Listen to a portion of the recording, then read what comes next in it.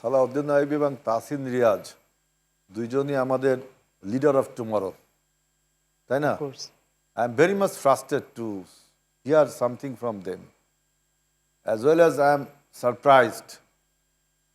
একটা তর্ককে game changer যে ভূমিকায় অবতীর্ণ হলো। পুরো ঘটনা ঘটছে যে অন্তর্বর্তীকালীন সরকারের মানে ইমিডিয়েট পাস সরকারের দুর্নীতি নিয়ে আলোচনা হচ্ছে।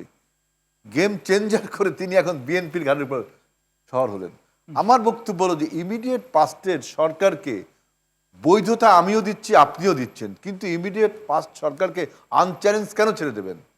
কেন ছেড়ে দেবেন? ডক্টর মতিন একটা ভালো কথা বলেছেন, যদি আপনি ইমিডিয়েট পাস সরকারকে আনচ্যালেঞ্জ না ছাড়েন, বর্তমান সরকার কি সেই চ্যালেঞ্জের ভূমিকায় পড়বে না?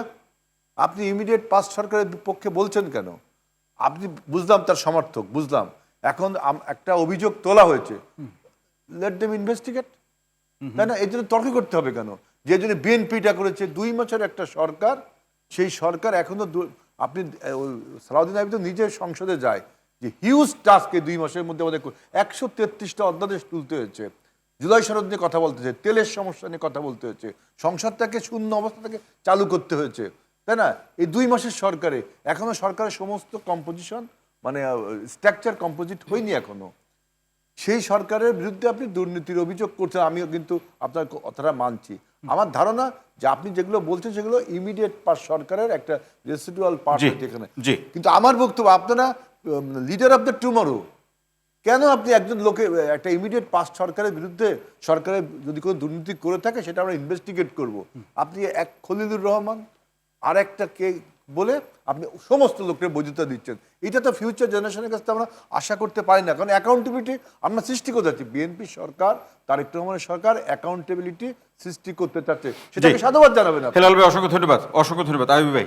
জি, আমি শুরুতেই খুব ছোট্ট করে শুনবো আমরা শেষের দিকে। জি, শুরুতেই ধন্যবাদ জানাই। হেলাল ভাই আশাবাদ ব্যক্ত করেছেন। নিঃসন্দেহে আমরা কোনোভাবেই গত সরকারকে আনচ্যালেঞ্জ ছাড়তে চাই না, তাদেরকে দুধে দোয়া তুলসী পাতা বলতে চাই না। আমরা বলতে চাই তারা যদি দায়ী হয় তাদেরকে আজকে গ্রেফতার করা হোক, কিন্তু কেন গ্রেফতার করা হচ্ছে না আমি বলছি। এটা কিন্তু আইনি কথা হলো না, এটা কোনো যৌক্তিক কথা হলো না। আজকেই গ্রেফতার করে এটা আমরা চাচ্ছি, চাইতে পারি, চাইতে তো কোনো অপরাধ না, চাইতে চাচ্ছি, কিন্তু কেন হচ্ছে না সেটাই আমাদের প্রশ্ন। কেন হচ্ছে না সেটাই হলো প্রশ্ন। এই প্রশ্নটা হলো সদিচ্ছার অভাব। 1 2 নম্বর বিষয় হলো আমি একেবারেই প্র্যাকটিক্যালি চাই, আমি আমার পার্সোনাল জায়গা থেকে চাই, আমি আমার দলের পক্ষ থেকেও চাই, সেটা হলো এই দুর্নীতির হ্রাস টেনে ধরা হোক যে কোনো মূল্যে।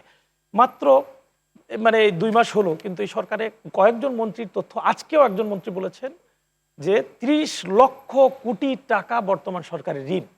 আমি গত কয়েকদিনে কয়েক ডজন মন্ত্রীর সাথে পার্সোনালি দেখা করেছি এলাকার উন্নয়নের।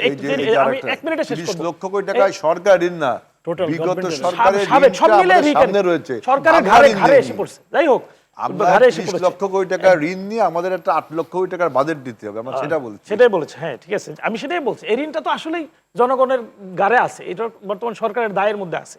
সেটা এই যে ভঙ্গুর অর্থনীতি, এই জায়গায় যদি দুর্নীতিটা আবার রাষ্ট্রে ধরে না যায়, তাহলে বাংলাদেশে আসলে কোনোভাবেই আমাদের প্রত্যাশিত যে উন্নয়ন সেটা সম্ভব না। সরকার তো বলছে যে দুর্নীতির বিরুদ্ধে সংগ্রাম চলবে, যুদ্ধ চলবে।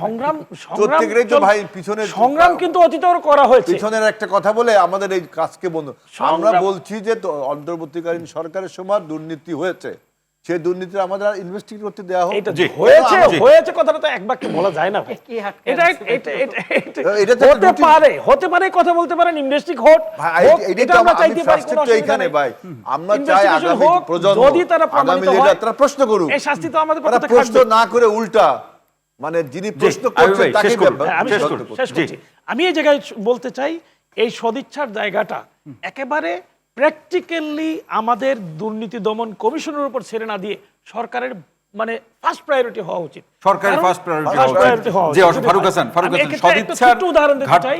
শুধু আমাদের বাংলাদেশ জামাত ইসলামের 2 জন মন্ত্রী ছিল, আমি এখন পর্যন্ত চ্যালেঞ্জ করি, মাওলানা মতিউর রহমান নিজামী এবং আলী হাসান।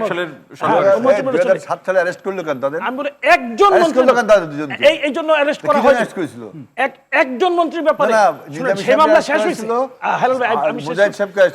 সেই মামলা শেষ হয়েছে, সেই মামলা তারা নির্দোষ প্রমাণিত হয়েছে। আর সবাই সেই নির্দোষ মাম- প্রমাণিত হয়েছে। না না, সবাই নির্দোষ প্রমাণিত কেন? হয়নি। কে প্রমাণিত হয়নি? ভাই এগুলো বলতে চাই না, এগুলো বলার সুযোগ আরে দিয়ে ভাই, না। আমিও তো এই সাদাও বলুন, খেটেছে। তথ্য থাকলে বলুন, খুব ছোট করে বলুন, তথ্য সাদাও থাকলে বলুন। খেটেছে, তাদেরকে দিনের পর দিন কারাগারে আমরা একসাথে সেবা করার সুযোগ পাইছি।